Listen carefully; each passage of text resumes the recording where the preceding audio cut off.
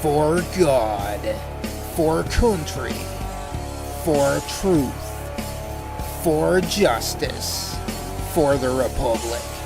You're listening to the Powder Monkey Podcast on PirateInfoWars.com.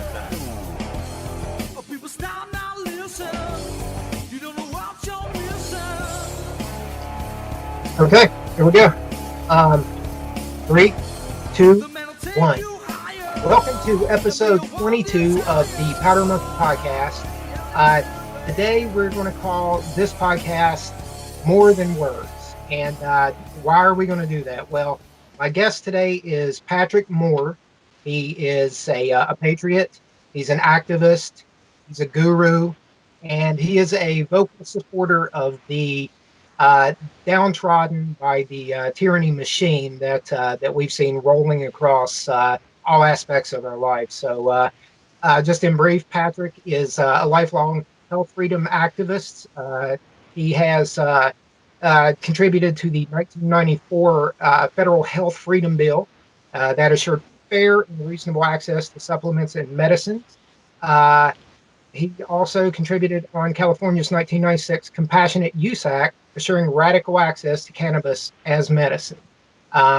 He has also consulted with Representative Dennis Kucinich on 2 presidential campaigns. Very impressive. And also, he's consulted with people like Dr. Ron Paul. He's, I guess, been before Congress. So Patrick comes with a lot of credentials. Patrick, thanks for coming on today. I really appreciate it. It's an honor and a pleasure. It's great to be here today. Awesome. One of the first things really that there's so many facets that I can cover with you as a guest, and I kind of want to touch upon all of them. But one of the main ones, I guess, was obviously we're going through something unlike we've ever gone through before in the world. We're facing a worldwide essential lockdown. The medical tyranny, the health freedom seems to be slipping away. And I thought maybe we'd start there. I know that you had commented before that you have been an opponent of Dr. Fauci's practices and his policy for quite some time. And maybe I thought we'd start there and maybe let you lay the groundwork from that point. I appreciate it. Yeah, no, I was lucky in the early 90s to stumble across a couple brilliant researchers, medical doctors, people in the health freedom movement at that time. And I don't think a lot of people realize how close we came to losing vitamins, minerals, amino acids, and other. That's what in 1992 and 3, they were working on scheduling the same way they schedule cannabis. They were going to schedule vitamins, minerals, amino acids, and other. And that would have been the end. If I can say, I remember some news articles from that time, and weren't they kicking in people's doors and trying to prosecute for people for having vitamins in other containers than what were in vitamin, and other than vitamin containers and things like that? Or am I maybe conflating? Sure. No, there was a huge ramped up campaign leading to that, trying to intimidate and take people in the industry out, so there'd be less resistance to their tyranny, to their legislation, which they were ramping up for. So a group of people started the health freedom movement, centered around a piece of legislation, and we got pretty good. We got pretty close. My understanding is to this day, it was still the largest uprising of citizens in American history. More people were involved in the 1994 health freedom bill than the anti-war movement or the civil rights movement or all these other things that are seen as big uprisings of the American people, having their voices heard. From several standards, the health freedom movement in 94 was bigger. So I've always been very excited to have been part of that. And as I've watched the 30 years since of the vitamins and minerals and the whole foods and even Alex Jones keeping InfoWars afloat with the vitamins and minerals, it's one of the things I'm most proud of, because we would have started to see those slip away the way we have cannabis and other things in the system. And it still hasn't been perfect. We've still lost a number of B17. It just blows my mind still that's illegal to sell B17, basically apricot kernels in America. So it didn't end in 94, but we got a stopgap that protected the vast majority of what we know is alternative health today. Then 2 years later, I rolled into the Prop 215, the medical marijuana bill here in California, with a lot of momentum. We had just passed the federal bill, so I became very active in the health freedom in the medical marijuana bill with Dennis Perone and Jack Hare and that group here in California. And then we passed that in 1996. And I started to think we're going to pass something every 2 years and save the world real quick. Then I realized how hard it really was. Then I realized what flukes those two bills were and how much we had working against us in the system. So it's been a steady work since then to maintain the rights that we had gained, and then always to gain more, always to get us back to where our founding fathers saw us. There's a funny story about the founding fathers. As soon as they signed the Declaration of Independence, as soon as it was all done, a small group of them, headed up by Dr. Burke, who was the signer of the Constitution, realized they'd made a big mistake, that they'd set the country off with a giant hole in the ship. And the 11th Amendment to the Constitution was supposed to be a health freedom bill, much like we did in '94, but more comprehensive, and they couldn't get it passed. In the 1780s, in the 1790s, in the 1810, there was already such a medical establishment set up that they could stop our founding fathers from assuring us constitutional protections to health freedom and to be able to make our own decisions in health.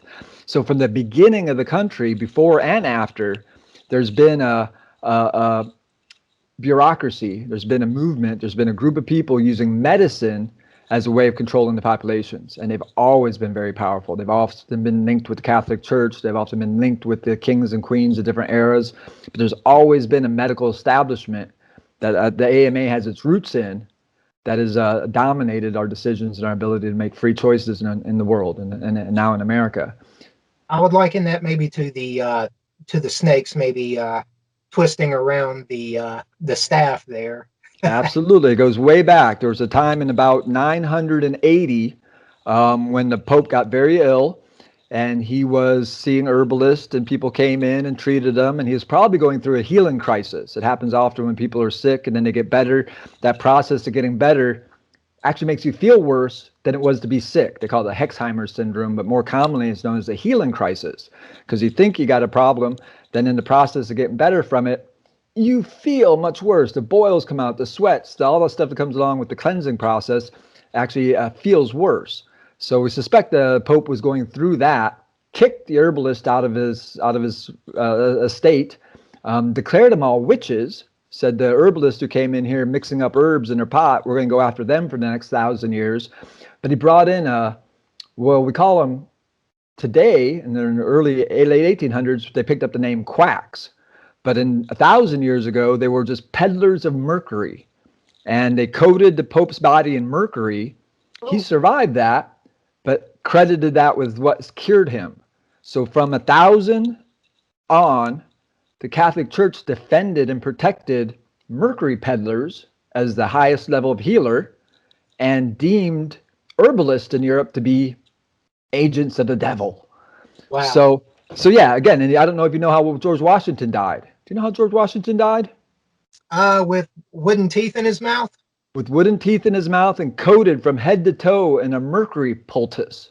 Wow. Oh yeah, caught the flu while riding his horse in the rain, came home, and the highest doctor of the land coated his body in mercury, which had happened to hundreds of thousands of people between 1,000 and 1800s, 1900s, and up to this day. We're using mercury, one of the most toxic poisons known to humanity, as the primary healing agent. And that's what the Rockefellers were involved in the late 1800s. They were passing around mercury dropped into petroleum. So they had a bottle of crude petroleum and they put mercury in it. That was actually the first product put out by the AMA.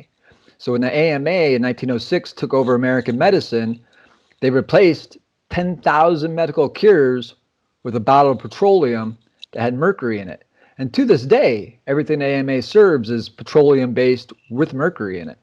So they haven't even changed the recipe in 200 years, and also really actually 1,000 years. They're still relying on the same. And it was in the late 1800s that they were passing off mercury as quicksilver. They came up with the term quicksilver because everyone knew silver was a very effective medicine, and everyone was trying to get a purer and purer grade of silver and had for thousands of years.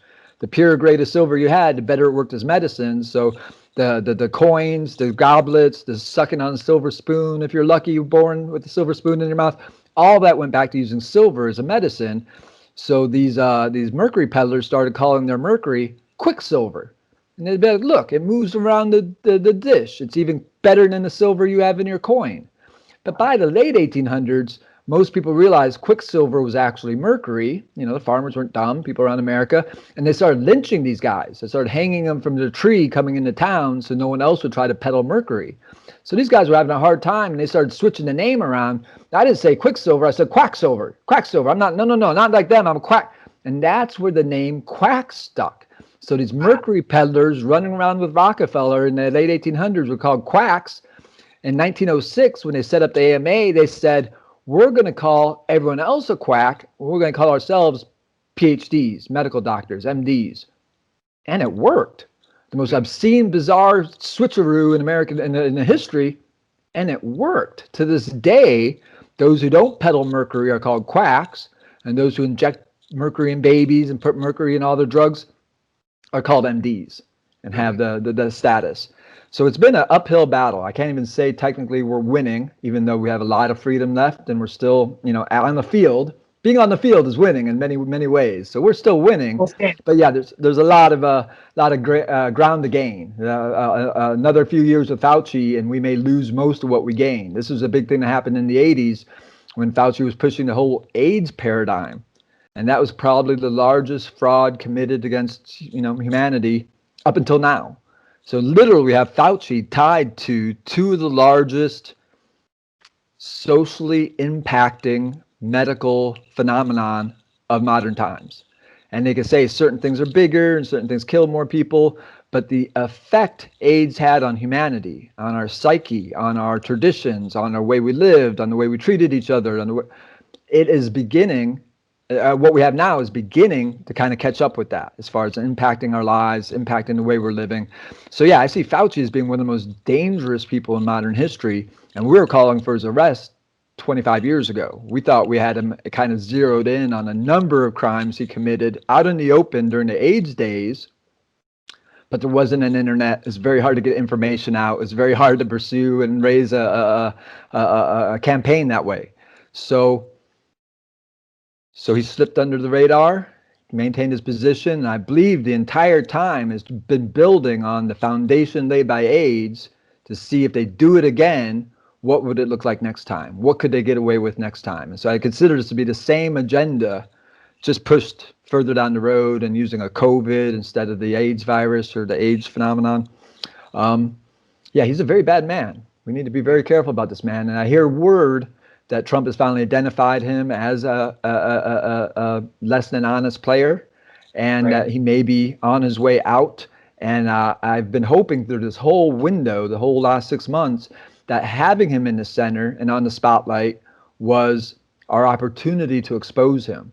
And whether that was known from the highest end or not, that's the way I've been pursuing this, is we finally have a chance. And if we can't tie him back to all the AIDS crimes, we can at least tie him to the crimes he's committed in the last 6 months and hold him responsible for that. Right.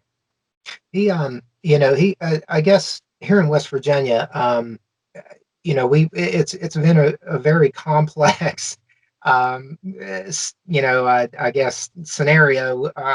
Now we've got color-coded charts, and if one county goes from cobalt to magenta within so long, then you have to stand on one leg and breathe through your nose and exhale through your mouth and yada yada yada. I mean, it's just the insanity keeps ramping up. And I had a couple episodes ago, I had Dr. Chanda Atkins. She is a proponent for health freedom here in West Virginia, and she knows what she's talking about. The governor actually appointed her, as an intermediary, to the House of Delegates for a time. So at some point, he trusted her input. But it sort of shocked me when once the whole COVID thing started rolling out. I reached out to the governor's media relations team. I asked them, about contact tracing. I asked them about, what the the policy is going to be for mandated vaccines, and you could tell that the representative wasn't prepped for the answer. You could tell that conversation hadn't been had yet, Sure. and that concerned me because now it's just gotten to the point where people are having, not here in West Virginia, thank God, but people have to wear masks in Zoom meetings and everything like that. And it's just gone so far past being for an actual good, good purpose of trying to limit the spread. It's gone from that to limiting, freedom. It's clear tyranny. And I mean, just you to you, I guess, what does health freedom entail? What does it mean? Yeah, no, again, on the note you're just making, it's like Mike Tyson said, everyone's got a plan until the first punch is thrown. Every politician's got an agenda until that phone rings. And the Right. person who's been sending them the money, the person two steps above them, the person in the globalist tells them what their agenda is, right? So everyone's on their own, everyone's got their own ideas until they're called into line, until they're told there's a larger agenda going on. Just this is that moment we're waiting for. Just do what we say. So we're seeing a lot of politicians move forward in areas that they have no idea. They have no understanding what it is they're involved in. And that's really our greatest fear. Again, the metaphor of the government supplies us with the post office. The government's given us the roads that have the holes in them that they can't fix. You won't want to give them too much more power. You don't want to put, what happens with healthcare becomes the DMV. Oh my I'm from the gosh, government. right? I'm here to help. Right, exactly. The scariest words in the world. So yeah, so of course you don't want to put them in charge of your health care. There's nothing more sensitive, there's nothing more personal, there's nothing more technically important than how you treat your health, and especially during a crisis. So as again, a number of the founding fathers created this coalition, they created the 11th Amendment. It enables us to make our own decisions. It's simple. I mean, just as adults, we should be able to say, no, I will take my chances with this. No, I will choose my own medicine. No, I'll decide what to eat and what not to eat. If we don't have those freedoms, the rest don't really matter. If I can't decide what's going to be injected into my bloodstream, it doesn't matter if I have a gun. It doesn't matter if I have access to the internet. It doesn't matter if I have free speech. If they can get into my bloodstream, they can do anything. And that was the panic that broke out into the 1780s and 1790s amongst these signers of the Declaration of Independence. They were in a panic because they realized we've made a big mistake and it has never been rectified, and we're still dealing. Fauci is the example of what we missed out on in the 1790s as far as truly defending ourselves with a perfect constitution. We've never had that. And perhaps before this is all over, we will add a health freedom amendment to our Constitution. I think ultimately that'll be the goal. Immediately stop Fauci, immediately open our economy up, immediately make these vaccines voluntary, perhaps not even available. And again, it's I've never been a big fan of vaccines. There have always been many problems related to the vaccine issue, but we've never seen an RNA vaccine either. So this is a brand new experimental vaccine that doesn't have 2 or 5 or 10 years of testing. It's been discussed and theorized for a long time, but never introduced to the human body. And we're about to try to do this to 3, 4, 5, 6 billion people worldwide. Can, Terrifying. can you speak to maybe some reports that, of course, we're skipping animal testing, but can you speak to maybe that this RNA vaccine or some version of it had been tested on ferrets, and that I guess there was a point that basically, I guess, it didn't bode well for the ferret. I guess is what I'm getting at. Absolutely. No, the AIDS is a good example. We actually have a model to look back on. What would Fauci do if there's a pandemic that breaks out worldwide? Well, he tried to test the AIDS vaccine, and everyone totally forgets about that. But he developed an AIDS vaccine, gave it to the military down in San Diego, and it caused such chaos, such suffering, such immediate death and damage that it was taken off the table, luckily, early on. And so the secondary plan, which is almost as good, is the medicine. So they took an obscure failed chemotherapy drug called AZT, and also never tested on human beings because it had killed every living thing they ever gave it to in animal testing, and demanded, as a group called ACT UP in San Francisco, a gay activist group that came out of nowhere with a lot of money, and started demanding that this obscure chemotherapy drug be given to the early AIDS patients. So they did one human study on it. They couldn't put it out without a human study, so they did a human study on it, but 80% of the people that they started to study with didn't show up at the end. So they took the 20% that were left and rounded them up as if that was the entire group, then used that for their statistics. And at that point, it was almost kind of safe because the 80% who had been damaged or were dead or whatever weren't there. You couldn't convince a fifth grader that this was legitimate. You couldn't say, well, here's our group, here's the group at the end. Let's just pretend that's the whole group and just continue on from here. That just doesn't make sense. You couldn't convince a child, but they convinced the entire world that AZT was legitimate based on that kind of science. So that's the level of fraud. That's the level of switcheroo they're willing to do with the global health movement. And that should be, again, a red flag for everybody. Even with the hydroxychloroquine, 4 times the amount. Zinc wasn't used. The procedure was not followed. And again, I'm going to relate this again to a Star Wars analogy. When it comes to science and doctors, a lot of times I relate them to the librarian in the Jedi archives, and they have this just hubris about them that if it's not in the archives, then it doesn't exist. And Exactly. How easy is it to see the ties, the false signs, the fact that Bill Gates has funded a lot of these projects, these programs that have sort of swooped in and are now dictating what is the safe path to walk through this COVID minefield.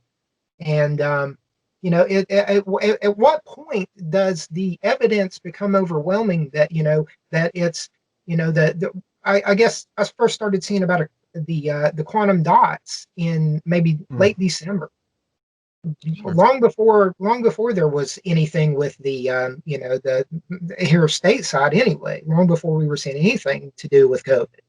Quantum dots started leaking into the into the info stream, and you started seeing that, and then, oh my God, now cryptocurrency is tied to quantum dots, is tied to the answer to everything, and then the coin shortage.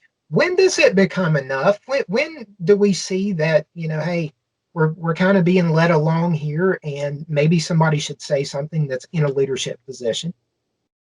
Well, here we are reaching out to them. Here we are creating the populist uprising that will lead to that, I hope. And so, I, yeah, I we're I just don't under. They're the people's voice. sure, They understand this every election cycle, but sure, they sure, forget sure. it. They forget it when it's in the people's house. And It, so, It'll be interesting to see. Again, President Trump has said several times very clearly the vaccines will be voluntary. So they'll be available to everybody, but no one will be forced to take them. That's really going to be my litmus test. I mean, again, I've liked most of what he's done. I've been very inspired by a great deal and worked very closely with Roger Stone, the United States Cannabis Coalition, to get hemp descheduled. We had a couple other things we worked on that just got stuck in the House and in the Senate, couldn't get to President Trump's desk. But it's been successes like that, as well as the right to try bill and several other things in the health freedom bill that have shown, in the health freedom movement, that have shown Trump to be friendly, logical, on our side, a real patriot. But forced inoculation's always been the ultimate litmus test of whether you have freedom or not. The ultimate decision is whether you can say no or not. And so that's really, again, is to distill it all down is just an adult's ability to say yes or no to any medical practice. That defines health freedom. And of course, there are 1,000 branches out from that and what it all means. But we're just trying to give people the basic rights to decide for themselves. let's talk United States Cannabis Coalition for a moment. So, the you again, were instrumental in, in getting a lot of this out here. But you've been critical of where it's gone since, since it was initially, the about health freedom. Sure. So you've been very critical about it, and I respect that. I guess you have credited Proposition 64 with a lot of the hindrance economically to businesses and everything like that. If I understand that your argument there, maybe talk about that, what it was intended to be, where it went wrong, how Sure.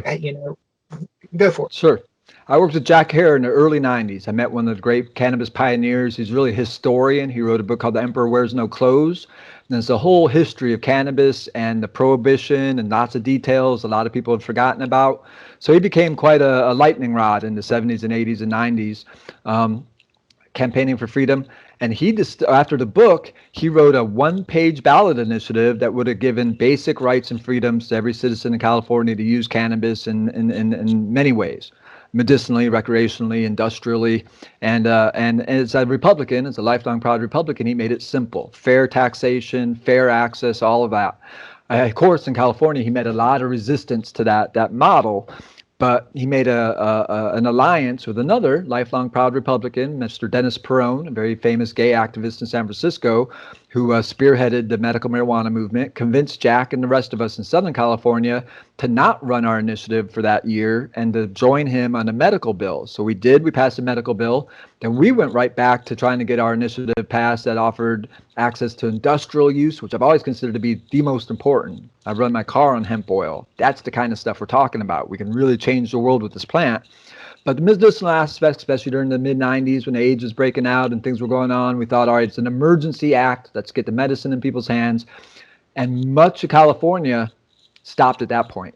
They were glad to get these little medical clinics. So many people were campaigning with kind of turned their back on us, kind of ignored us for the next 10 years and said, yeah, we'll get back to you. We'll help you sooner or later, but just let us get our medical clinics running. And a decade went by.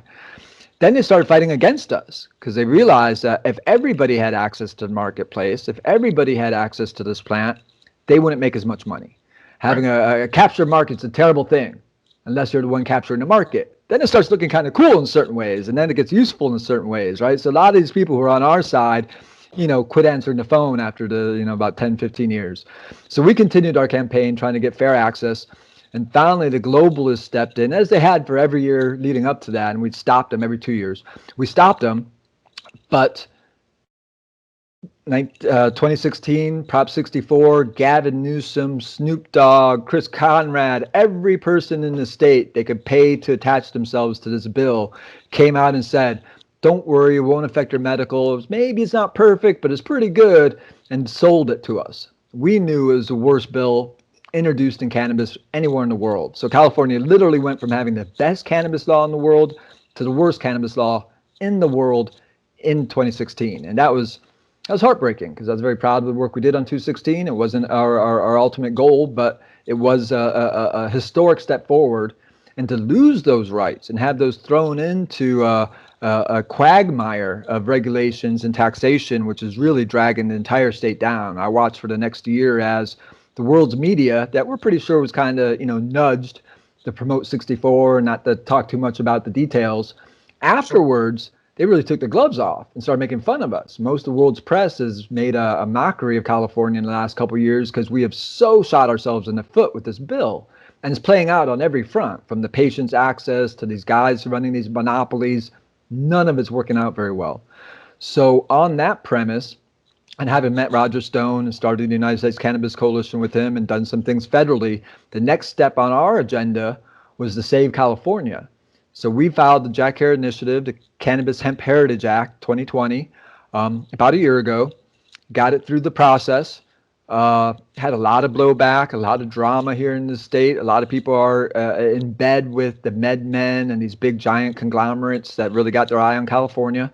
And we were doing okay until the COVID broke out. So halfway through the process of getting a ballot initiative, and that's a people's initiative where people can write a law, introduce it to get voted on and pass it, Not all states have that, but California and 11 other states have that process. So we don't have to go to Sacramento.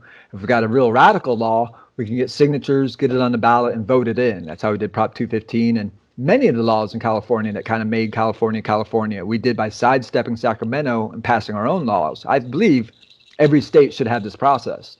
But, and actually in California right now, they're trying very hard to take that process away from us. They'd like to shelve the ballot initiative, quit letting the peasants make laws, and go back to Sacramento running the show as it should be. So yeah, we're fighting to keep the ballot initiative, trying to utilize it.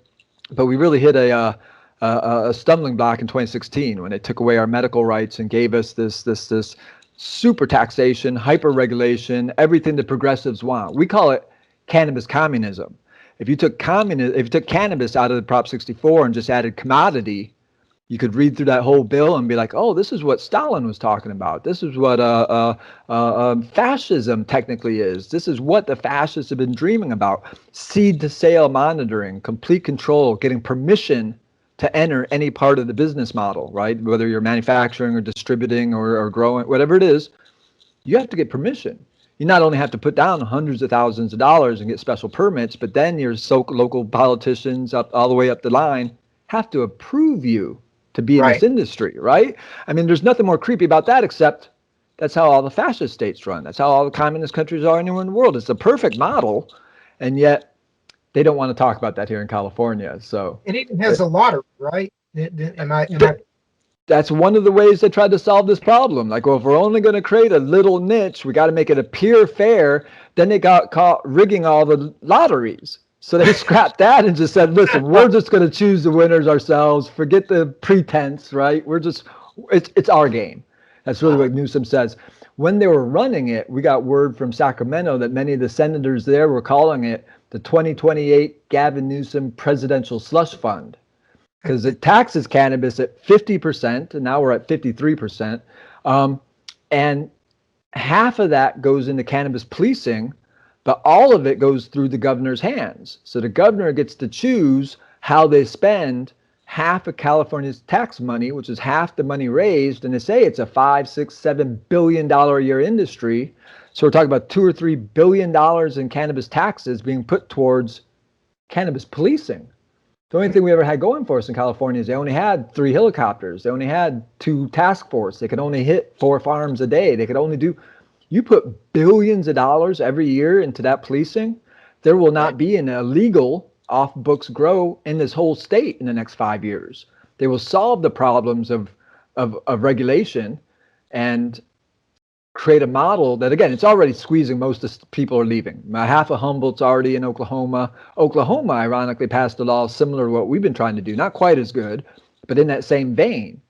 Spend $2,500, get a license. If you're not good at the business, you won't be around in a couple of years. If you're good at it, you'll get some taxes. They'll get some taxes out of you. But just put down $100,000 first, and we're taxing. All that's gone. So Oklahoma's thriving right now, while California's, I won't even say slowly, while California's shriveling up. Our entire industry is evaporating in front of us, and is looting, and all this hasn't helped on top of that, right? They've targeted almost every medical cannabis industry in the country as part of this looting campaign that's gone on for a couple of months. So this idea of solidarity, or that they're somehow for the people with these riots, that got shown to me as be completely bogus by the targeting of cannabis shops around the country. So it's been an interesting year or two trying to maneuver through all those different factors. I made a note here about a tweet that Paul Joseph Watson tweeted out in 2019. And it was rhetorical, and he basically said, how Orwellian can it get? And I think from that tweet on, he jinxed us. I'm going to blame it all on PJW.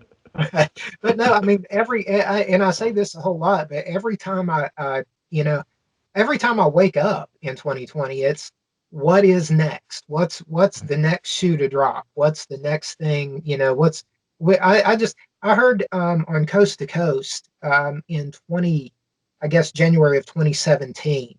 I forget who it was, but the guest mentioned that they were talking about Antarctica, and the guest got around to saying, well, now that Trump's in, basically when they start talking about UFOs, all the pedophiles are scurrying, and when they start talking about UFOs, you need to start having a plan B. For and sure. and, and then I just kind of passed it off. I was just passed it off, went on with my life. But it kind of stuck in my head as I started seeing the TikToks, or I'm sorry, the TikToks, and well, hell, the TikTok might be alien as well. I don't know. Things my daughter has posted. No, but it's just it's amazing to see where we have gone.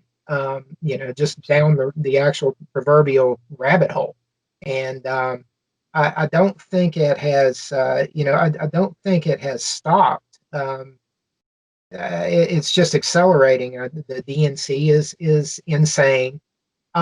But with COVID, I guess one of the things I wanted to ask you, because I guess I don't think anybody saw this coming. How has it affected the political strategy, the campaigning, everything out there? Has it?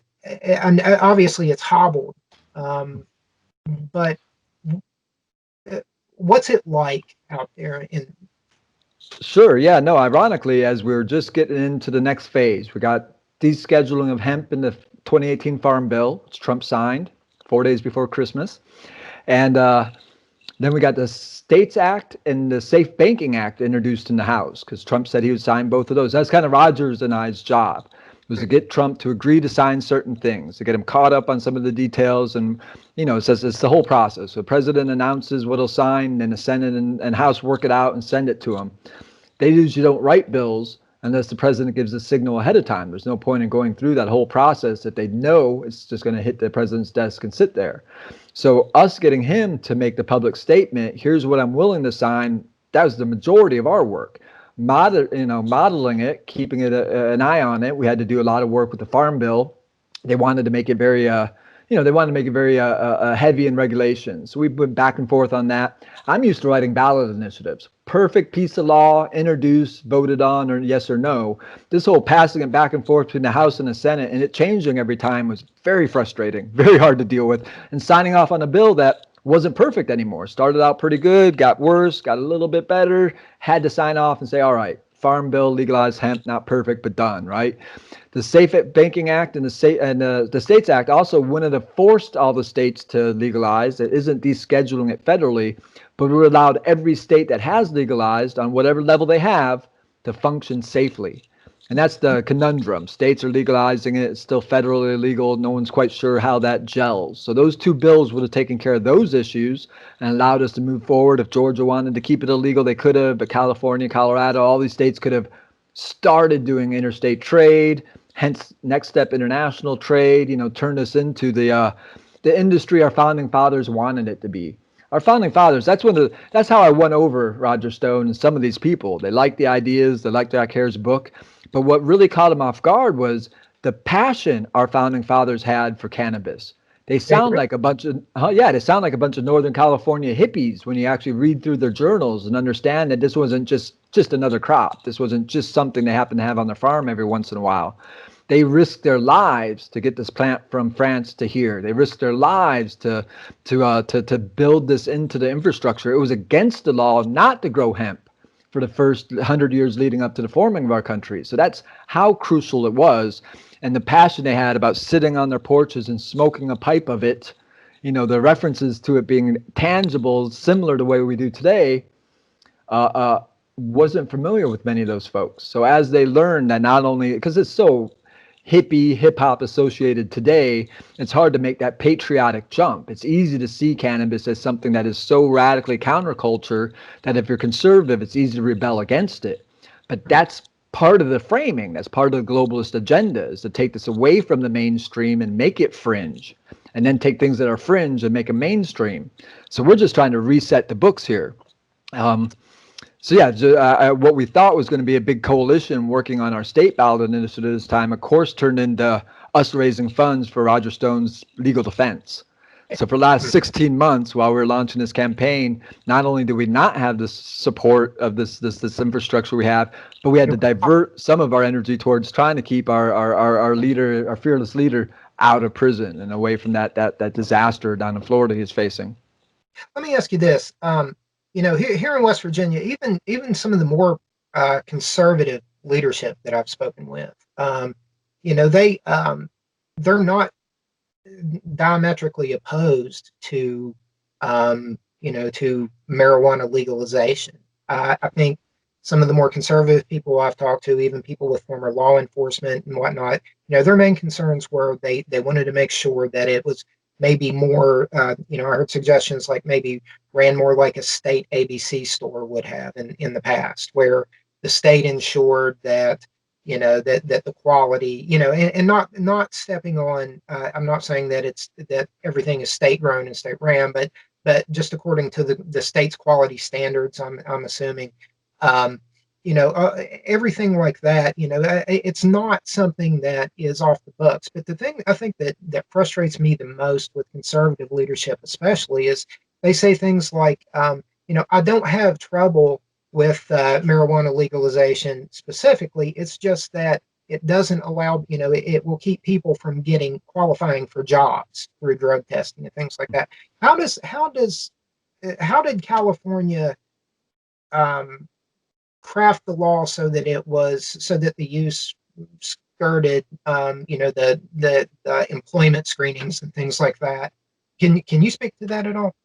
A little bit, yeah. Now, once you take it out of the realm of criminal activity, then most businesses take it off the list of testing for it, right? They link it, they use it as an excuse. Like maybe like alcohol or something. Right. There's nobody testing you to see if you drink alcohol on the weekend while you're working your job during the week. And the tests are a little different. No, but go ahead. I'm sorry. Yeah, no. Again, it's the day we start addressing this, again, it's frustrating because everyone's told me my whole life, don't worry so much about the cannabis thing. We won alcohol prohibition, we'll win cannabis just like it. So I started doing a lot of study of alcohol prohibition. Like, well, what was that all about?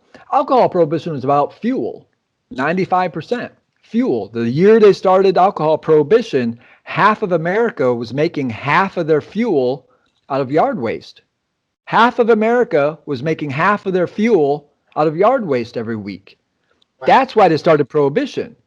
Is that biogas yeah, just gasoline. Just gasoline. Again, our gasoline cars are meant to run on alcohol. Our diesel cars are meant to run on vegetable oil. They came up with petroleum replacements for both of those, but neither one of those were designed to run on petroleum. So we're making 5 cents a gallon, locally produced, clean burning fuel. All of America, everybody. It's a 5,000-year-old technology, one of the foundations of our nation. It's the fact that everyone is brewing their own alcohol and growing their own cannabis. Right. So to say in the 30s, they banned it, they created prohibition on it. 17 years later, they lifted the prohibition. We never got back to making fuel. We actually, after prohibition ended, for the next 10 years, we put many, many more people in jail for alcohol crimes than during the almost 20 years of alcohol prohibition. So that's also my warning to everybody. It's not about it just being legal and it's over. And that's what I warned everyone here in California. More people will go to jail if we legalize it improperly than having it as contraband and having it under prohibition. It's been a slow, steady arrest. But under fake legalization, many more people, like I said, they put half the tax money into cannabis policing. So instead of having $40 or $50 million a year for enforcement, they're going to have $400 or $500 million a year for enforcement of the same farms, the same gardenings, the same. And for 20 years here, the way we wrote the medical bill was you could have as much as you needed. You and your doctor decided what you could do. And that's sort of the goal of, I believe, any patriot. Any conservative who says, well, we need to regulate this so it'll be safe for the kids, they're not really a Republican. They're not really a conservative. They're sound like a Democrat, right? Let's hyper-regulate everything so it's safe for the kids. This is one of the safest substances on the planet when you actually get into it. What it takes to overdose on cannabis is thousands. It's easier to overdose on cannabis by having a bricks fall on you, 10,000 bricks, than actually smoking it. You can't do it. I think maybe what they were referring to. I don't think some of the people that I've spoken with, essentially, I think maybe what they were more getting along at with that would be that ensuring that it wasn't just somebody growing it using the wrong type of the wrong, and maybe putting a chemical on it that was not something that was safe for consumption, say once it was burned or something like that. But I definitely agree. The Right. more I government, mean, like the tobacco industry's done. Did the well, tobacco industry give us a better standard for this herb, or were you're we right. doing it 100 years in our garden with some fish? Now they Right. use radioactive. I swear, the tobacco industry was the first to get approval for radioactive fertilizers. So on Wow. top of the chemicals, I mean, you look at what's in a cigarette. It's like 600 additional chemicals added to the normal tobacco plant. And in there, in the very bottom, sometimes listed as radioactive fertilizers. So that's the regulatory agencies that we're going to put cannabis in the hands of. And we're scared that some guy's going to use some grow mix in his yard for his own cannabis. When people grow for themselves, they're very careful. When Right. corporations are growing for us, they get less and less careful every year, and the lawyers start protecting them from all the slippery slope that they get on. Right. So Yeah, when you're Patrick. growing it for yourself, you get a couple bugs on there, you take care of them whenever. When you're growing 50 million plants to supply 20 million people, you cut a lot of corners. Right. And that's the danger is, again, when I'm growing for myself, mostly I'm juicing it. The greatest benefit from the cannabis plant is to take the raw plant and to juice it. The smoking of it, the topicals, all sorts of other uses are very useful, very good, very important. But the thing we're missing is it as our number one food source. I have anthropologists now saying for the last 400,000 years, cannabis has been 80% of the human diet. Not 8%, not even 50%, but 80% of the human diet was cannabis. That's one That's of the shocking things. for even me. I have that on my notes. I was going to ask you because a lot of people talk about how the cannabosum, the aromatic reed that was supposedly mixed and in an oil for the temples and for Tree the, that the grow, holy temple the and tree that grows by the side of the river that harvests 12 harvests every year, right? well All and the those. but the thing is even on that side, there's people that come out and they say, they put their 2 cents into it, and no, God didn't endorse. But the thing is that the one thing you can't, dispute is that in Genesis, He says, "I give to you all herb," and I'm not going off on a Cypress Hill thing here, but I mean it's true. He says, "I've given you all herb bearing seed after its own kind." And that's one thing I was going to ask you. I know I'm kind of the time slipping away here, but one thing I was going to ask you, because you talked about how a staple of your diet, I believe, is hemp seed, and Absolutely. and so what happens to the body once you shift from things that are produced, um, off, like you said, on some factory somewhere, as opposed to once you start taking in hemp, the powders. I'm sure you use hemp powder. I'm sure you do, but talk about the changes. I roast up hemp seeds and grind them up with my coffee every morning. So I get my first dose in the morning with coffee of essential fatty acids through my coffee, and then everything else through the day as well. I add hemp seed to most of my foods, but my coffee is my secret recipe. I'm telling you, you got the inside tip there. Yeah, no, I went to the top expert in the world on essential fatty acids. His name's Dr. What is his name? I'll think of it in a second. I haven't actually talked about him in a little while, but he's Dr. Ott, I think. He's written many books. He came up with a recipe, and really, you get into essential fatty acids. There's essential fatty acid 3, 6, and 9, and we found is the human body needs them at a 3-to-1 ratio of 3 and 6 to 9, and without that, a whole series of things in the body that have to happen don't happen. So if we're taking, it's like a key. It's like a very specific key. You put it in, and if all the pieces are there, you turn it, and the body starts building this brain and the spinal column right down to the marrow inside all the bones. It all requires this very specific recipe of 3, 6, and 9, but at a certain ratio.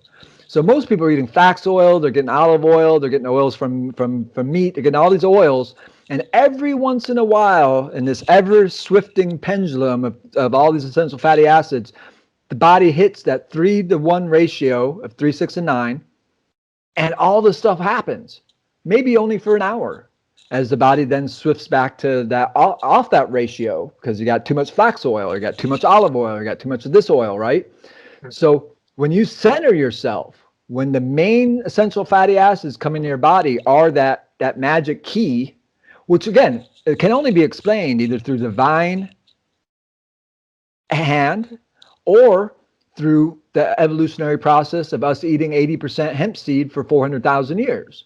If we found out early on that, like, hey, that plant makes us feel good and makes us healthy every single time. It's easy to grow. Every time we throw seeds around, we come back, there's a bunch of them, and they're 12 feet tall, and they're just thick, bushy things. And Gautama Buddha, the Buddha, said the 7 years before he became the Buddha, when he was just a prince, before he became enlightened, what did he do for that last 7 years? He says he only ate hemp seeds. Very interesting teaching. And I've never met a Buddhist who only eats hemp seeds, which shocks me, right? But he says that the process of becoming enlightened, there was 7 years where he only ate hemp seeds, nothing else. And that allowed him to get back to a pristine state where he could open up his chakra and become enlightened.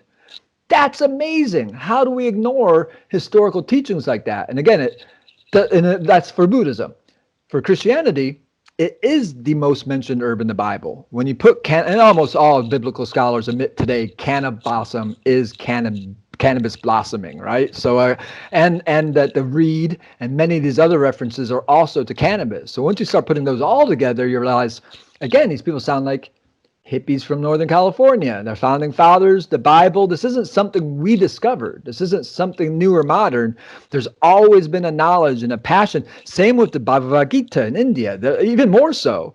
I mean, I think Buddhism and Christianity mention it. In India, it's a huge part of their story. It's all about the Shiva looked down on the mountain, came together with the gods one time, and looked down on the mountain and said, these people, they think they're going to die. Oh my gosh. They actually believe at the end of their life, it's the end, and they don't know what happens afterwards. That it's got to be terrifying. Go give them cannabis. And so that's how it came to us, is the gods realizing, oh my gosh, we didn't tell them that don't worry about after death. It's all going to be okay. Look at them. They're all worried down there. Go give them cannabis. So again, all over the world, everyone's recognized that this is fundamental. Now we have modern science catching us up on why that is, that we need it to build our bone, our spinal column, our brain. Everything's required, this very special recipe of 3, 6, and 9, and cannabis has it perfectly. So as a fundamental protein base, it's technically the only one, somebody who's truly studying nutrition, it would be the only source you could say 100%, that's the way to go. Everything else, again, I'm forgetting this doctor's name with the essential fatty acids. He put together a recipe of 7 different oils. It's not alcoholic, is it? What? No. No. Very specific expert just on essential fatty acids. He put together a 7-oil blend that basically made hemp oil. And that's how the whole dialogue with me got started. At the end of his lecture, I was like, well, how did we evolve? Because the almonds aren't in the same place olive oil is in the same place flax oil is. So you got this thing going on, but how did we get here?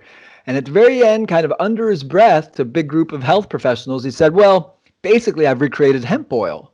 That's how we got here. That's how we got this equation into the body. Now I'm just meeting it because, this was the early 90s. He's like, we can't get hemp oil anywhere in the world really that we can count on. So I've made this oil blend. Dr. Udo's Choice, Udo's Blend, Udo. That's why I had a hard time with his name. But Dr. Udo, top expert in the world, and admitted to me, I just recreated hemp oil. Didn't mention it. Whole 2-hour lecture, never mentioned hemp. But when I raised my hand and got him in this dialogue, he had to say, all right, yeah, it was cannabis. So again, I know where I'm standing. My car, it will run 4 times as long on hemp oil as it does on diesel number 2. Nice. So it gets about the same gas mileage, per gallon, except the next 4 cars I have to buy, I don't have to buy. My neighbor has to buy because he's lazy and goes to the gas station and gets petroleum. I run my car on hemp oil, I will not be buying those next 4 cars. So people say it's expensive. It takes a little time, especially nowadays. It is a bit of a hassle. But buying 4 more Mercedes Benz is a bigger hassle. Right. Right. So again, what is this really costing us worldwide? It's hard to say, but my equation's changing more and more. There's a group of Canadian students as a side project made graphene out of hemp. They only had a little bit of hemp. Their school studying hemp. The official project was done and they found hemp laying on the floor. So they swooped up a pile of hemp and said, well, what can we do with it on the side? And they decided to make one of the most complicated things in modern manufacturing is graphene. So as a side project, students made graphene that was industry standards or above, so worked better than the big companies in the world today that make graphene at 1/1000th the energy input. Wow. Which is 1/1000th the cost. And if that's the equation, we could have worked one day every 3 years and had everything we have, phones, computers, cars, airplanes, all of that. The 1,000-fold tax that's been put on us so we could use petroleum and keep 5,000 oil barons rich instead of 100 million hemp farmers. And it's cost us 1,000 times for everything we're using. Wow. That's what I fight about. It's certainly not about our right to smoke joints on the front porch. It's certainly not about whether we're going to smoke pot or drink or do this. It is right. We're literally talking about whether we survive as a species, because someday petroleum is going to catch up with us. We can say it's a little bit easier. We can say it's a little bit easier to control because, oil barons, 10 of them can drill these oil, miles into the ground and pull this gusher. But if we just spread that out, and it's really nice because hemp feeds the soil as you grow it, unlike most crops. So it's more like if nothing came out of hemp, it'd be worth the global campaign we're doing right now to get it planted all over the world just for what it does to the soil. Well, our vitamins and minerals are depleted. We're being depleted. Exactly. The soil fed nutrients and nitrates into the soil as hemp grows. It's like a miracle. So again, it's the one plant. Again, it's this odd phenomenon. And so yeah, that's if nothing came out of it. The 50,000 products. If we couldn't make graphene or fuel or food or anything, it would still be worth the campaign to get this normalized around the world just for the health of our soil. The fact that it does everything else makes it a no-brainer. So I want to pick your brain on one thing, because I outside of the whole cannabis, what marijuana does and everything like that. I guess for about a year now, I have really come to and I don't know why it didn't happen sooner, but I have come to really the full understanding of the effect of CBD. There's articles on, the headline is, is CBD now bigger than Jesus? I don't believe that. I don't think it'll ever get there. I mean, he kind of created it, but so he'll always have the one up. But, there's those things out there. But the thing about it, obviously there's not a high, there's a sense of well-being. The most incredible thing for me is when I tried it. What happened when I went to sleep? It was not like it was maybe like when I was a kid, going back to how vivid those dreams were. It was almost like piercing the veil and going into another dimension where I experienced the dream. Your dreams are so more vivid, and when you wake up in the morning, you have had that rest. Sure. I was shocked, but the product that and I'm not plugging, I sell it. This isn't about this. I just wanted to know your take on, because have you ever tried the Aquaceutical CBD? It's basically where I guess the average size is about maybe 2,000 nanograms or nanometers. I'm sorry, 2,000 nanometers for CBD oil. But the product that I use is 7 nanometers. And it's encapsulated in Aquaceutical. It's encapsulated in basically water that's alkaline. It's pharmaceutical grade. But it is just the intake of it. It's so clean. It's so quick. And I don't know if have you ever seen anything like that? I believe I've tried a few similar products out of Colorado. They got the head start ahead of us, and that was the big thing. Is once it becomes above ground, then a lot of the nutraceutical industry, the health market, can then start doing what they do, because they do amazing things with ginseng and all the different supplements out there. You walk into a Whole Foods, it's a nearly overwhelming, right? So that industry and what they're going to be able to do with cannabis down the road is phenomenal. At the same time, it's like selling O'Doul's.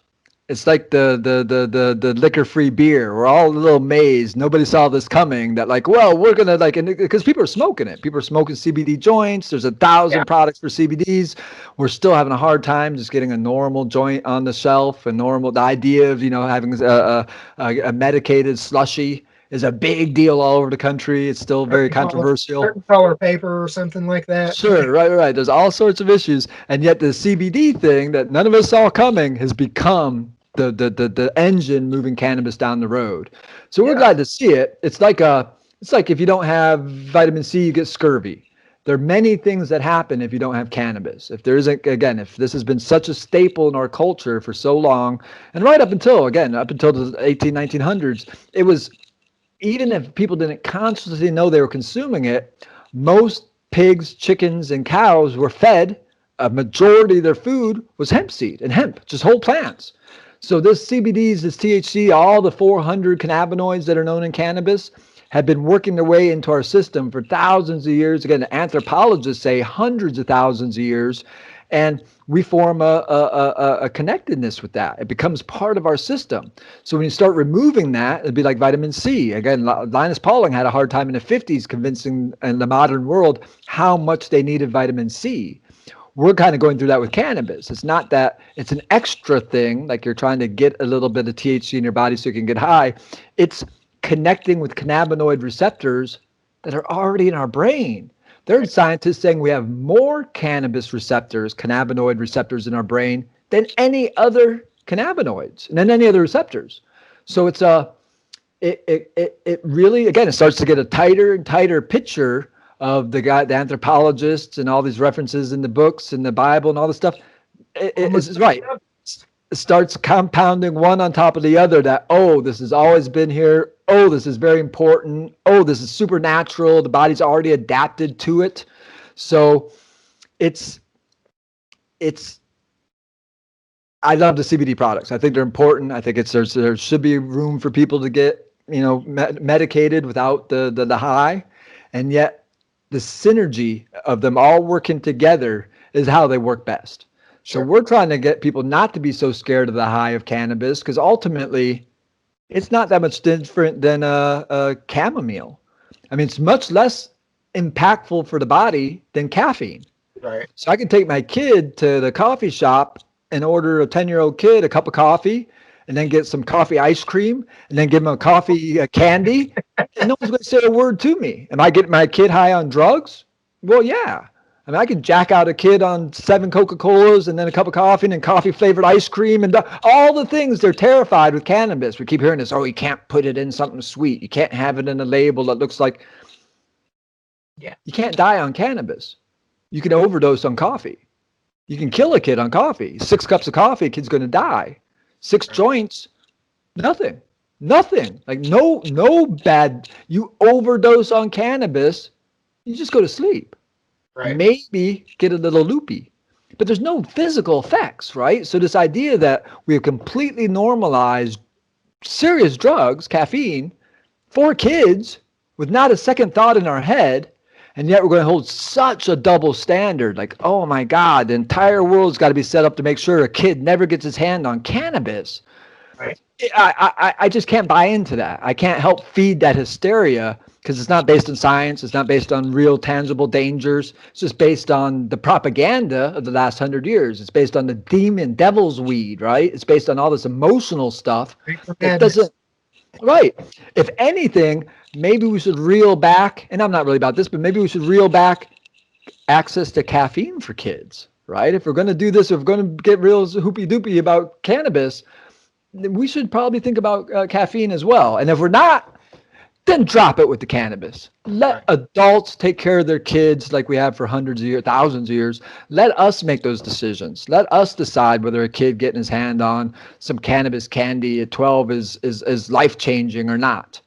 That's again, we hope for a more mature future where citizens are actually treated like, we talk about the nanny state. The nanny state implies that we're all infants, that we're all children who can't take care of ourselves. And as we move closer and closer into that, we start acting like it. Once we let them decide what our choices are, then we kind of, we lower ourselves. We become complacent. So yeah, the challenge of freedom is it's a lot of responsibility. But if that's not what you want, there are 194 other countries in the world to move to. If you don't want the responsibility here, you can go anywhere in the world and have them tell you what to do. But if you choose to be in America, it comes with responsibility. And to expect the FDA or some group to take care of all those choices for you is it's an anathema to our system. So, two more things. You've been really gracious with your time. I appreciate it. It's a pleasure.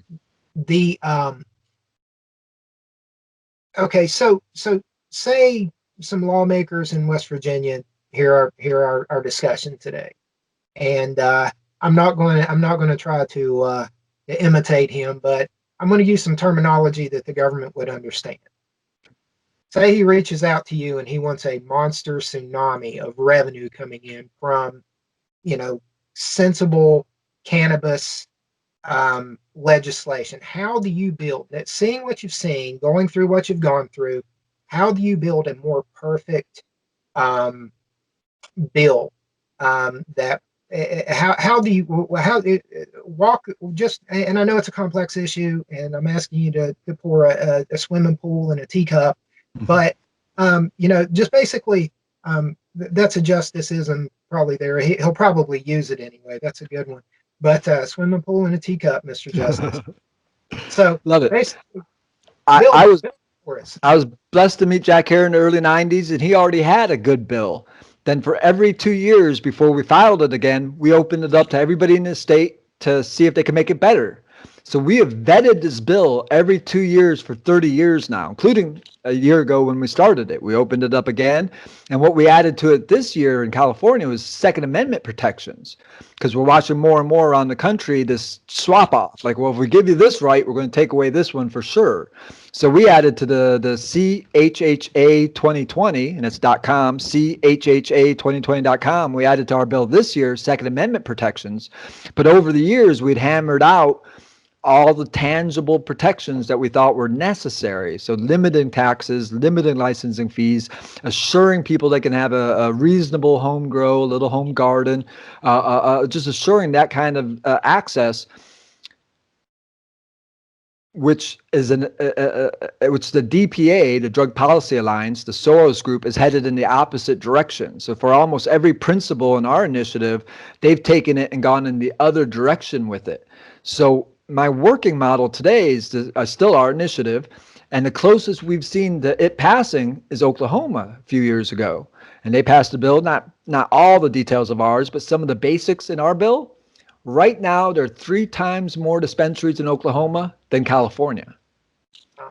We have 10 times the population, and they have 3 times, and we've been doing this for 80 years, but really intensely for the last 25 years since we got legal access with medical. And in 3 years, Oklahoma's far surpassed us, not 30% more dispensaries, 300% more dispensaries. And with us having 10 times the population, somebody in Oklahoma has 30 times the legal options as a citizen in California does, which is, again, an anathema, because Oklahoma's technically done nothing for 80 years to keep cannabis culture alive. California's done a lot. And in 3 years, who controls the market, who's becoming a major player, and who is losing market share and value have become inverted. So my model for anybody is just look at what's happening. Just look at, again, and why did Oklahoma do that? Not because they love cannabis, because they hate communism. It's the most conservative state in America. So they said, even the guys there were like, I don't like cannabis, but I'm not going to play games with people's livelihood. I'm not going to play games with taxation. I'm not going to play games with. So they passed a bill for something they may not have even liked, but they made it fair. Here, all these senators talk about how much they love cannabis, but they need to tax it at 50%. We need to pick and choose the winners before the game starts. We need to only allow certain people. We'll make sure we'll add minorities. That's the whole game they play now, is social equity. We control the market so tightly that we can make sure 20% are minorities and 30% are women and 40% are this or that. And they pick and choose all the stuff because they're doing that anyways. We can't do that. Our bill can never offer. Everyone hits us. Well, what's your social equity program? Our social equity program is everyone has access to the market. Everybody. An equal chance to, An equal chance. But that's not what a lot of these people want. They don't want an equal chance. They want a seat at the monopolist table. Right. So if there are only 200 people running the state's cannabis law, if you get one seat at that table, it's worth hundreds of millions of dollars. So a lot of people traded their vision of starting a little dispensary, getting their own strain going, starting the arc of building a business, and over a lifetime, maybe building it up to something, you pass on to the next generation. They decided that it would be so much easier just to step in at the big boys table and get one of these special permits where only I'm allowed to grow and instantly be worth $100 million. And you don't have to go through all that work. You don't even have to deal with competition. You just get to run. They're selling herb in California right now. It's not even cured. These $5 and $10 million dispensaries, the MedMen and these big conglomerates, all the celebrities, every celebrity's got their little brand they're trying to get started right now. They don't even cure the herb. It'd be like serving, it's like going through a prohibition at the end. They're like, oh, well, we're going to serve you whiskey. It's fresh. Here, you'll like it. It's fresh whiskey. You're like, 3 days. Well, we age our whiskey. Well, we don't age whiskey now. This is the way it is, right? You'd be like, well, that's not even really whiskey. That's the way cannabis. It's not really cannabis unless you cure it properly. That's part of it. That's where you get the flavor. That's sold like the ending process. Right. They skip that. They don't need to do that because they got a monopoly. Right. Well, there's 1,000 problems with monopolies. So yeah, we have to, again, the models is as clear as could be. California, Oklahoma. There's your choices, right? And when you start doing a little deep dive into what the media and pretty much everybody's had to say about California in the last 3 years, it's a nightmare. I mean, and again, I watch this. It's a gleefulness a lot of journalists have around the world making fun of California. They love to poke when they get a chance to, and when we expose ourselves like this, it's easy to do. So the headlines, and that's why we're so eager to run the campaign this year, is because the media had done most of our job. If they'd steadily for 3 years kept saying, "Oh, 64 is great, it's all working out great," I would have had some hesitation even jumping in. But all the PR, all the promotion, all the reasons we're running our campaign were already made very clear by the mainstream media in the last couple of years. So for us, half of it was done. Just getting on the ballot was our only hurdle. And that was, again, stopped by the Secretary of State. And we're still working with Robert Barnes trying to get legal challenge to the Secretary of State. He's doing it in several other states, but for some reason, he has some hesitation to take on the Secretary of State in California. So I'm still not sure. Week by week, we're kind of running out of time here, but we're still trying to get Robert Barnes to challenge the Secretary of State to give us a chance to be on the ballot and just let it be decided. This letting COVID take down our democracy seems, everyone else got concessions, no matter what you were, school teacher, everybody got some sort of concession, except the workings of our democracy, except the ballot initiative process. We were literally told, kick rocks. Just go out there and get signatures from people who are told to keep 6 feet away from you. We're supposed to get wet signatures on paper to do this thing. And so again, I'm still a little flustered. I'm still a little frustrated by the conundrum we're in, but it may still work out. We may still end up on this November's ballot, in which case California has a chance to redeem itself. They said for 30 years, it's just so radical. We love your bill. We like Jack Hare. It's a good idea, but it's just too much to ask for. It's just way too radical. We got to little steps, baby steps. We got to work with both sides, right? We went from that to trying to catch up with Oklahoma. Too radical to now we're just trying to catch up to Oklahoma. Hey, so that's progress, man. That's progress. Absolutely. Absolutely. One last thing. If you're not comfortable talking about it, I understand. Over the weekend, the attacks on Roger, the whole Tory situation. Do you have would you care to opine on that? on the things that we have seen unfold. I mentioned, and I'm not attacking anybody. I don't know the inner workings there, but I mean, it seems to me like, and again, it's like that Phantom Menace for the another Star Wars analogy. I can't put my finger on it. Hard to see the dark side is, but I've seen this plan before. I've seen this game happen. I just thought maybe I would see if you wanted to maybe throw your hat in the ring on opining on this whole situation. Sure. No, just when I thought I couldn't get any more confusing, right? Boy, oh boy. Yeah, There, no, there's a part of me that thinks, well, should I have attached myself to Mr. Stone 3.5 years ago or not? And I'm still, so it's a weighing it out. Um, I like Mr. Stone. I respect Mr. Stone immensely. His life work has been incredible. His 5 New York Times bestsellers, amazing, sticking to his principles. And again, and choosing to make cannabis his issue in the last 3.5 years, coming out of, what was seemed like the long shot, getting Trump into the White House, getting him into the White House, having Trump say, man, I owe this guy the biggest favor in the world. Anything he wants, I'll help him on. And then for Stone to say, well, you heard him say it, I'm going to make him legalize cannabis. That's incredibly bold. He could have done anything. He could have just retired and avoided this whole mess, or he could have just chose some little, other thing and not had so much heat. But he chose this issue in the Republican Party at this time.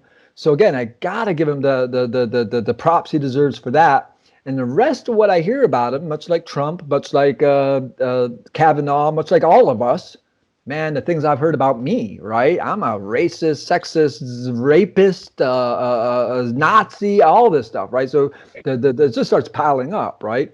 So whether Stone, what his involvement were with these companies 10, 15, 20, 25 years ago as they were figuring out how to optimize their political influence on the internet doesn't concern me so much. I mean, he's worked with hundreds of people through the years. So the idea that any one of them was the guy they're going to connect them to, when I know how casual these relationships can be. I know what it means to build a coalition. Anybody who's kind of on your side's on your side, right?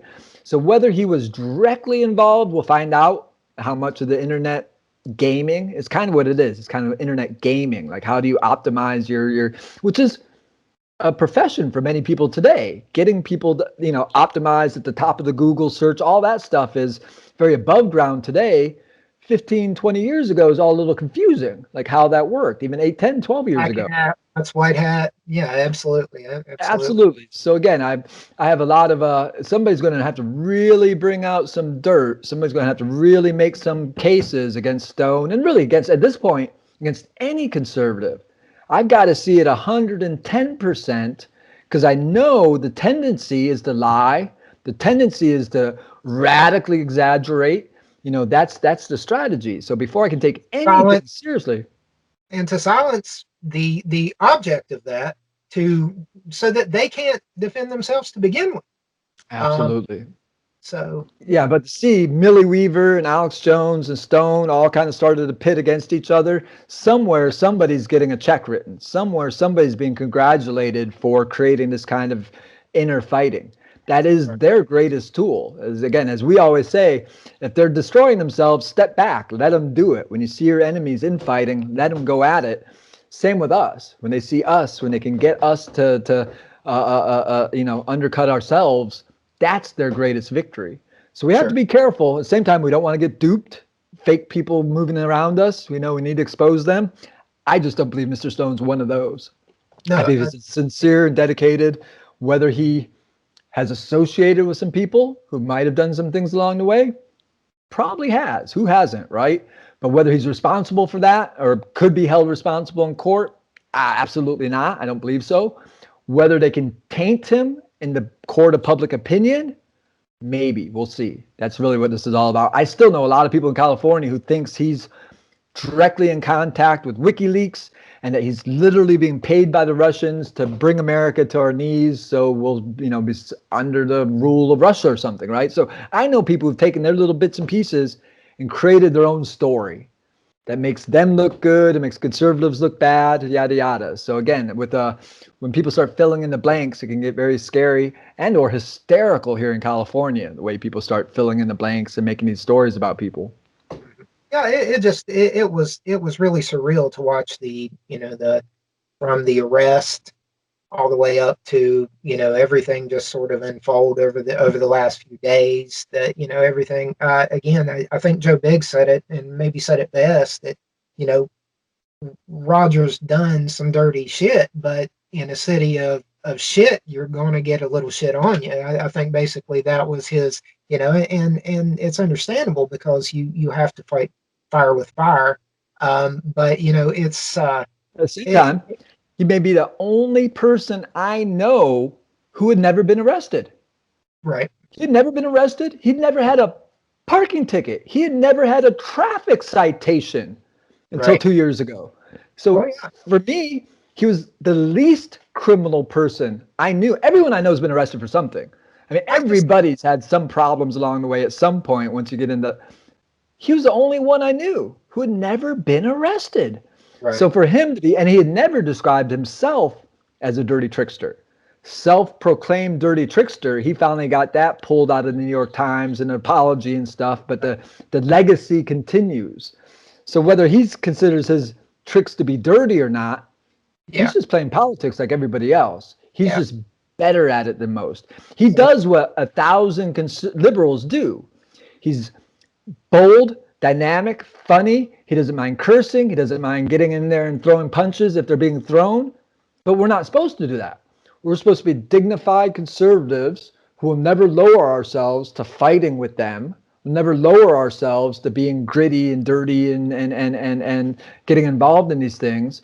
They could have 1,000 Bill Maher's out there, but if we get one person on our side who's willing to go back and do the same thing, he is demonized like no other. I mean, he's kicked off Twitter before that was even fashionable. oh yeah, I mean, yeah, Stone was kicked off Twitter for using a dirty word, right? And yet I get, you wouldn't believe what I get back thrown at me on Twitter and what I find on Twitter, right? So this double standard that Bill Maher can go and do anything and say anything, and yet every time somebody on our side crosses even the first little line, they're kicked off the field. That's that hypocrisy, and that's that double standard. If we're going to start throwing double standards around, if we're going to start keeping a standard, then fine, penalize Roger Stone, but you got to shut down about 90% of leftist media at the same time. the unpersoning of conservative America. Oh, It continues. Um, figure you gone. absolutely. I mean, Yeah. again, one by one, every day, it's figuring out who's still around on social media, and as we're down to the last 3 months now, it's really getting rubber hitting the road about what it means to have a free media, what it means to have this public forum to communicate on. I think the dam broke with Laura Loomer. I think she's Oh, going to go all the way, and absolutely. I think shit is going to catch on fire once she hits when she hits DC. So I can like I said, I've got my popcorn ready for that. That's I guess going to be the 2021. It can only Absolutely. get better. It can only get better. All sorts of potentials here in the next few years. Yeah, so we're holding on. The second chapter is going to be much better than the first. As always, the second term is always a little bit more freedom, a little bit more leeway, and if we can just get through this hurdle, yeah, we've got I don't know if you know much about Gassara. There are things going on in the background that seem to be monumental, that seem to be so much bigger. I mean, again, this Right to Try Act, all the NAFTA and TPP being gone, that's all great stuff. But just behind that is perhaps a switching. The Federal Reserve was taken out of the hands of those 12 people and put into the hands of the Treasury Department. Then my understanding is Judy Sheldon was sworn in as the head of the Federal Reserve about 2 weeks ago. And she's one of the most radical economists in the world today. She believes a whole heart, 100% on gold and silver standards for our currency. And the day she is sworn in as the head of the Federal Reserve, the United States government quit using the SWIFT system to monitor money and went to digital currencies. Digital, I forget the exact name of it, but it's a digital monitoring system, kind of like a blockchain. So Mhm. we have a woman now heading the Federal Reserve who wants gold and silver currency monitored through a blockchain. Nice. Wow. Right, Right. right, right. And with that, the larger picture of Gassara and Nasara is that there will be because there's been so much fraud in the past, because the banking system and the Federal Reserve were set up on kind of a false premise, that there has to be not a jubilee, a forgiveness, Yeah. debt. Supposed to happen every 7 years, but Sort we of haven't like done it in a couple hundred. But at this point, there may be a or shifting. something. Right. If we're going to reset the books, reset them all the way across the field. So it's a bit much to hope for. It's a bit much to even get my head around. But I've seen the early signs. Everyone told me for 3 years it meant nothing that Judy Shelton was in the White House every couple months. I got pictures of her in there. I started seeing her around. I'm like, it's got to mean something. And everyone's like, it means nothing. Now she's been sworn into the head Federal Reserve, and people still tell me it means nothing, right? So I don't know. For me, this seems like the biggest stuff in the world, so far beyond what Ron Paul was talking about, so far beyond what he's talking about an audit. Trump's already taken over, changed the leadership, and set him in a new direction, right? And we're not even talking about it. We carried the Ron Paul revolution for 8 years because he might audit the Federal Reserve. Now we've rebranded it and set it in a new direction. It doesn't even get brought up. But I think it will. I think in the years to come, those are going to be the things we're going to be talking about. Like, oh my gosh, it was in it was in this era that we reset the playing field. It was definitely quiet. Crazy, right? I kept having to relook up the thing about the Federal Reserve a couple months ago because literally it was so hard to find a reference to it. I thought I was being fooled. I thought this was one of those things that's coming out of Russia or something, one of those kind of things. And yet it's there. It's just no one will talk about it. Right. Patrick, how do people get in touch with you? How do they support you? What's the best way to do that? Dr. Mesmer, DrMesmer on Twitter. Legalize for real. It's the number 4. Legalize for real on Instagram.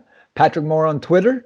CHHA2020.com. That's the website for our ballot initiative that we're technically still in the running. It could end any day or anything could happen with it. But the entire initiative's there with a lot of details about it. So it's as easy to change California to New York or Ohio or Chile or anywhere and have the perfect piece of legislation. It's been vetted over and over and over. It's the model to work on and to build from. So anybody who's dealing with this anywhere in the world, we highly recommend at least taking our initiative and putting it into the dialogue, creating because if you start in the middle and then everything goes to one direction, you don't have a fair spectrum. People can say ours is too liberal, too libertarian, too free, but at least it gives you a context, right? So you end up somewhere in the middle. If you start in the middle and over here, you only can end up way over there somewhere and think you've made a compromise. So we're trying to give at least the context that here's what real freedom looks like, here's what real fascism looks like, and somewhere in between, people are going to find something happy. But if we start at fascism or real fascism, it's all bad from there. And that's kind of where the DPA and these groups start the dialogue. Like it's only here or more conservative. So right. Yeah, that's my outreach. Check in, say hi. Appreciate everyone's help.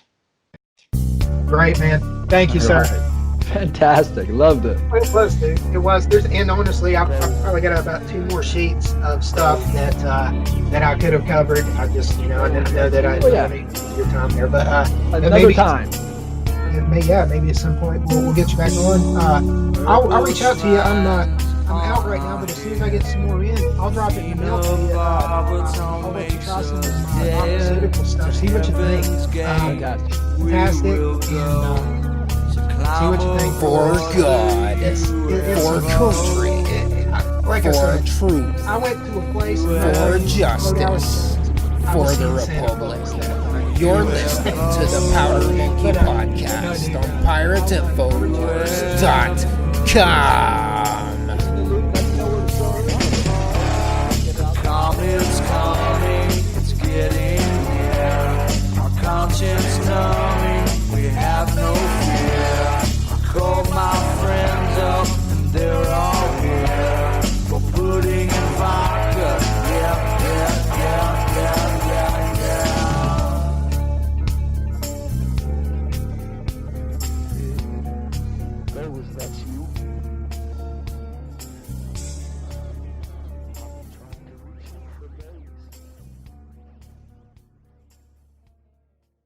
Absolutely. One last thing before I let you go. I maybe should have done this before, but one last thing. I'd Leo did it for me. Joe's done it for me. A few other info warriors out there. I have Powder Monkey Radio, and so we play what I feel are some of the best from all genres. I'm working in some Christian metal polka into the mix right now. So, but if I could I get a jingle from you? Just maybe this is Patrick Moore from CHHA2020.com or however you want to do it. And I want my Powder Monkey Radio. Say it again. Powdered Monkey. Powder Monkey Radio. Powder Monkey. This is Patrick Moore of the United States Cannabis Coalition, and we're asking for more Powder Monkey Radio. Keep you happy, keep you aware. Thank you much. Thank you, sir, man. I greatly appreciate you, Patrick. You're a great patriot. Keep fighting the good fight. And thanks for coming on the Powder Monkey podcast. We'll maybe hook back up here pretty soon. I look forward to it very much. It was a great talk. Thank you again. Awesome. Thanks, man. I greatly appreciate it. God bless.